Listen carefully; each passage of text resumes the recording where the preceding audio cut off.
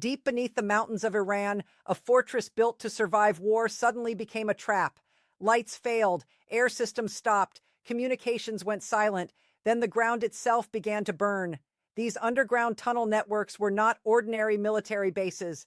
They were built over decades to protect missiles, weapons stockpiles, command centers, and some of Iran's most sensitive strategic assets.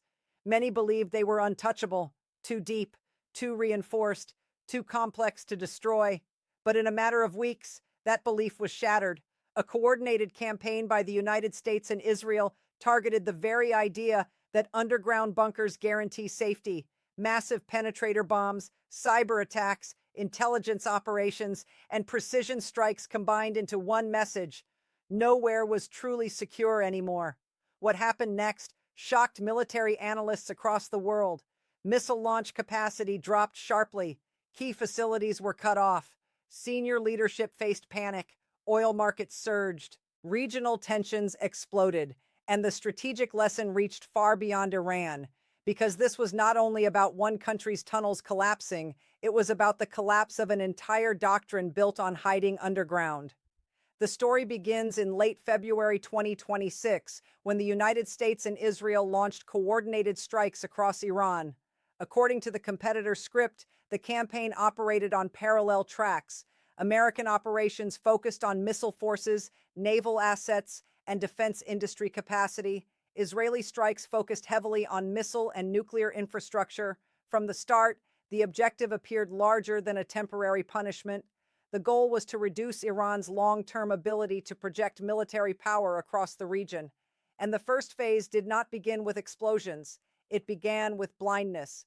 Before major bombing raids, cyber and electronic warfare systems reportedly disrupted Iran's radar and early warning networks. Screens went dark. Detection systems failed. For a critical window, defenders underground had limited visibility of what was coming, but this is where things changed. The next targets were Iran's famous missile cities, vast tunnel complexes built inside mountains. These facilities stored ballistic missiles, launch systems, ammunition, fuel, and support infrastructure. They were central to Iran's deterrence strategy for decades. If enemies attacked from the air, missiles hidden underground could survive and retaliate. One of the most important locations described in the source script was the Imam Ali base near Khorramabad in Loristan province. It was presented as one of Iran's largest ballistic missile complexes, with long tunnel networks, missile storage zones, concealed launch areas, and heavy ammunition stockpiles. Then came the strikes. B-2 stealth bombers reportedly carried GBU-57 massive ordnance penetrators, among the heaviest conventional bunker-busting weapons ever fielded. Their role was simple: penetrate deep layers of concrete and rock, then generate shockwaves capable of collapsing structural supports and damaging internal systems. Behind them came follow-on aircraft targeting surface defenses, entrances, ventilation systems, antennas, power lines, and exposed support sites. Once air defenses were weakened, less stealthy but heavily armed bombers could operate more freely. And this is where the strategy becomes clear. The goal was not only to break a tunnel door, it was to destroy everything that made the underground network usable: electricity, airflow, communications, movement routes, and access points. Even if part of a tunnel survived structurally, it could still become operationally useless.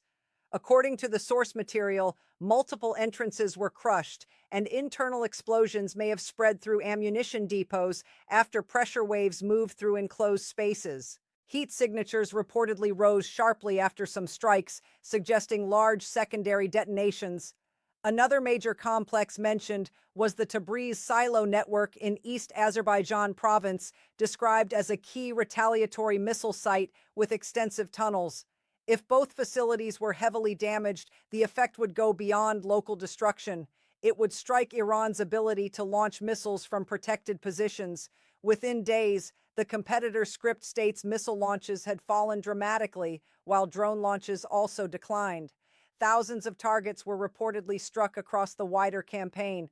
That matters because underground sites are expensive, slow to build, and politically symbolic. They represent permanence and resilience.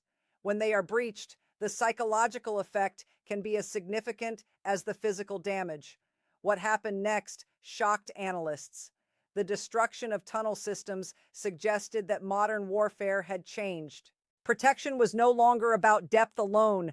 It was about whether you could hide from cyber tools, satellite tracking, signal interception, and precision strike networks working together.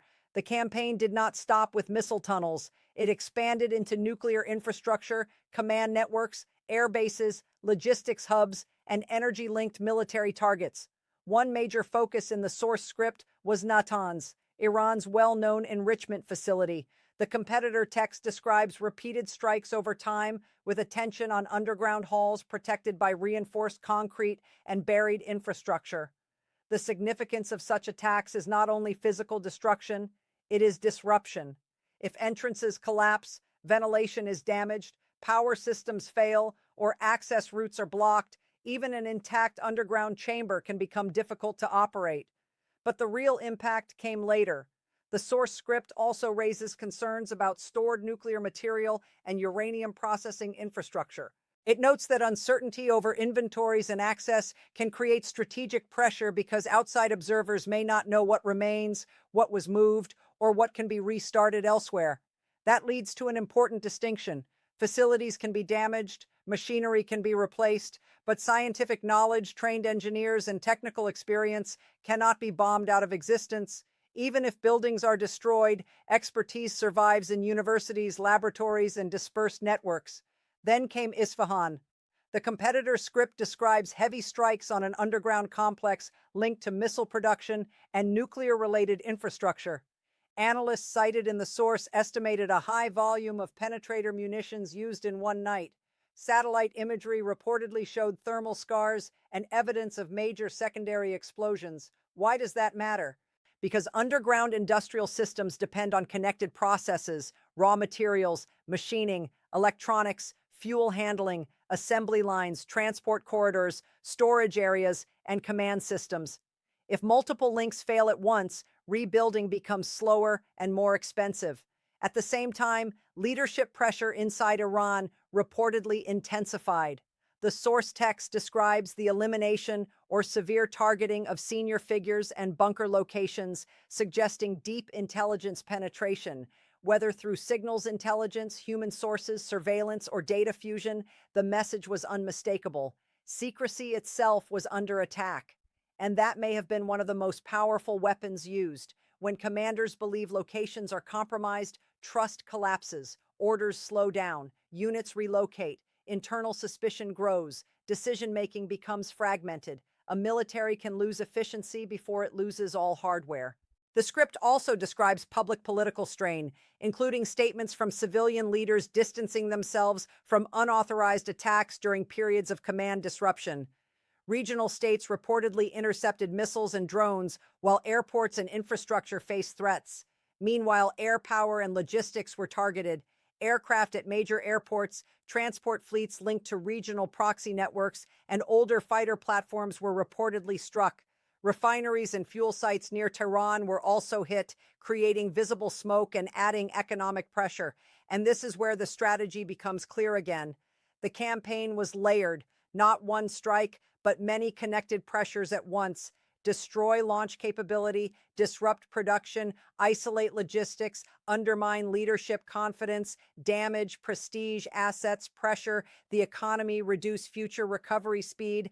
That kind of strategy aims not just to win a battle, but to shrink an opponent's options after the battle. The final consequences reached beyond military maps. According to the source script, energy markets reacted sharply. Oil prices surged, shipping risk increased, insurance costs rose. Analysts warned that prolonged instability around the Strait of Hormuz could create wider economic shockwaves. That is the paradox at the center of this conflict. A country can lose bases, ships, tunnels, and factories, yet still retain leverage through geography. Iran sits beside one of the world's most important energy choke points. Even limited disruption there can affect prices worldwide. This means military success does not automatically create political resolution. The competitor script describes a ceasefire effort brokered by Pakistan in April 2026, followed by negotiations and then stalled talks. Core disagreements reportedly remained over sanctions, transit control, reparations, enrichment rights, and regional operations. So, what comes next? Iran may try to rebuild parts of its missile and industrial network. Rivals may adapt their own bunker strategies.